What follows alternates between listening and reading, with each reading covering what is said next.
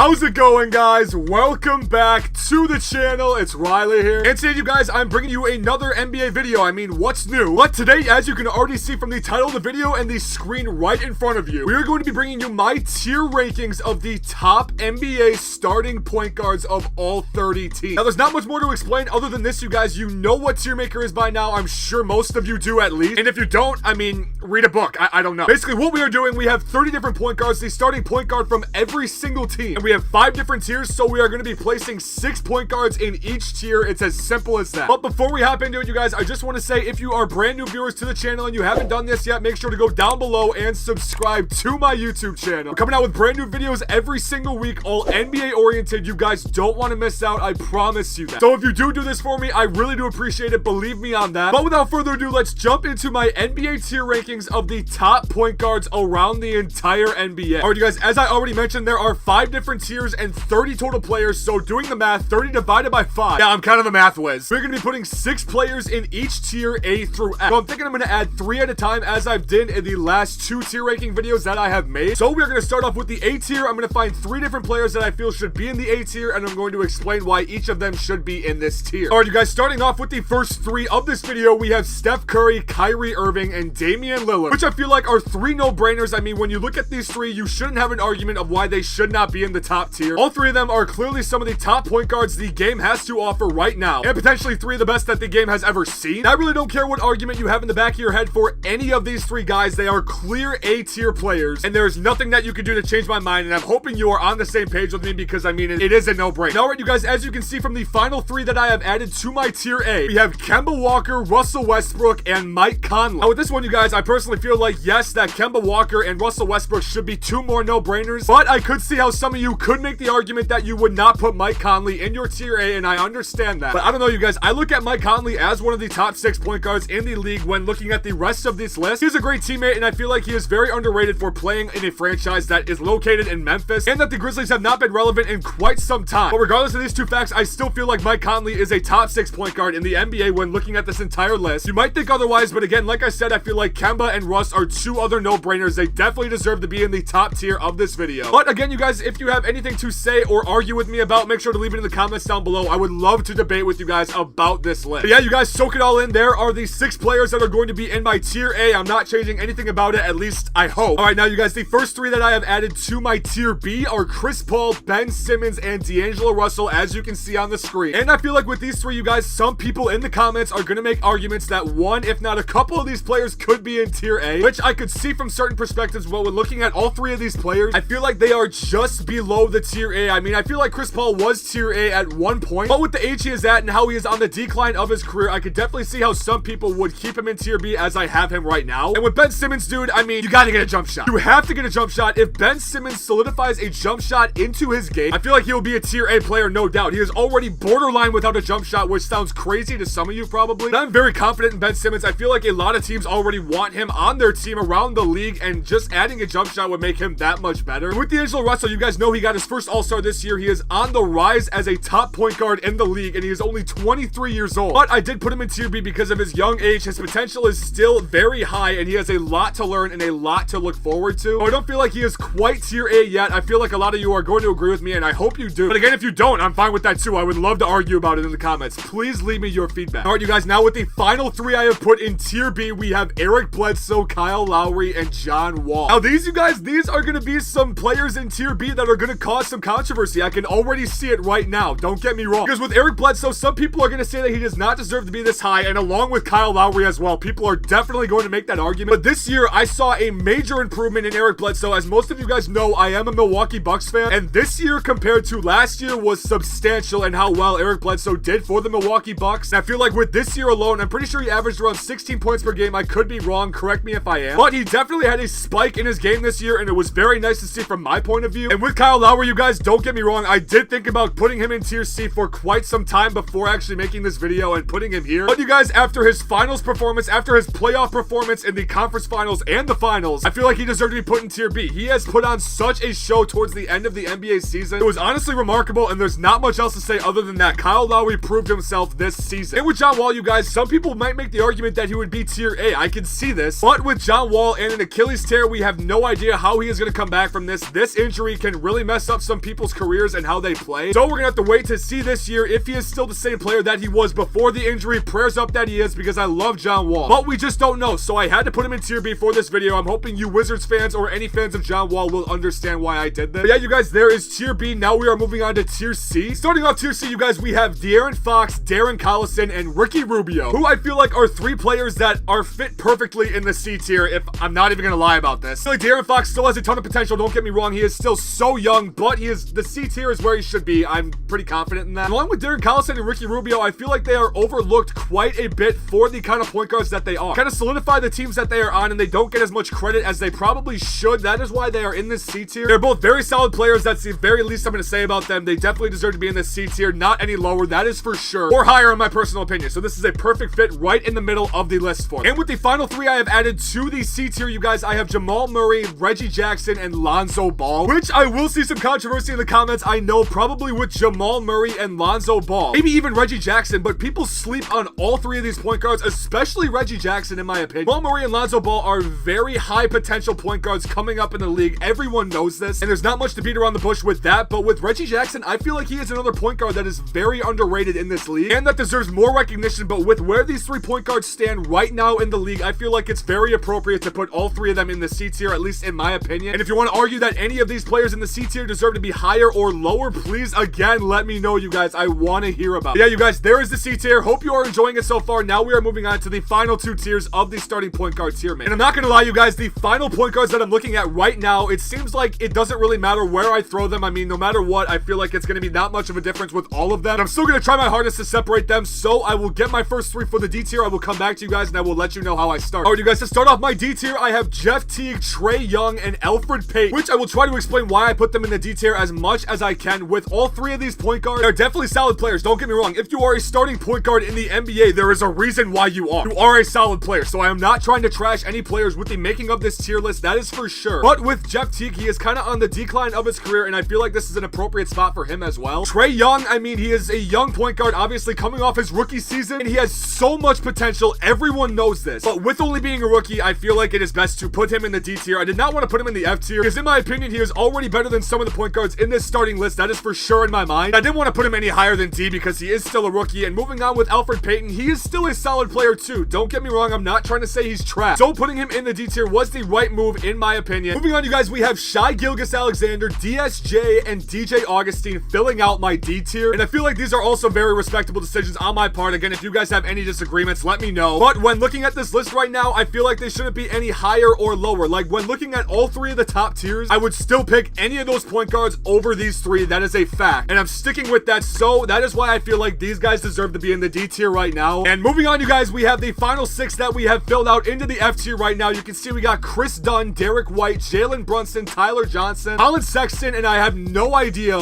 why Justice Winslow is on this list. We're gonna ignore that. I really have no idea why. I didn't make this, in case you were wondering, so don't blame me in the comments for that. But again, with all five of these point guards in the bottom list, we see that they are either very young and they still have a lot to prove, or they're just not very good point guards right now in general. Like, we can be honest about that. Compared to the rest of the league, they are not one of the better point guards, and you just have to face facts when making this video. Again, I'm not trying to trash anyone, but when looking at the top four tiers, I would choose any of those point guards over anyone in the bottom tier. I'm gonna say that right now. But you guys, there it is. There is my NBA starting point guards tier list. You can look at it right now, soak it all in, and let me know if you have any disagreements with me in the comments down below. I want to hear what you guys would do differently compared to what I just did. But you guys, after going through that entire NBA starting point guard tier list, I'm thinking it's gonna mark the end of the video here today. It was a very interesting video, don't get me wrong, and if you guys want to see me fill out any more tier makers for the starting positions around the league, let me know in the comments, because these videos are very interesting and you get a lot of interaction with them, and that is mainly what I'm going with all my videos, you guys. I want to interact with all my fans. I want to hear what you guys have to think compared to me in regard to the NBA. But you guys, if you did enjoy the video in any way, shape, or form, I'm highly encouraging each and every one of you to go down below and slap a like on it for me. You guys know how much the support means on each and every video. I truly cannot say it enough. I love you guys so much for giving all of it to me. But you guys, after making that last comment, I think that's all I have to say. But once again, I thank you guys so much for watching. Let me know what you thought in the comments down below. But until next time, I will see you all later.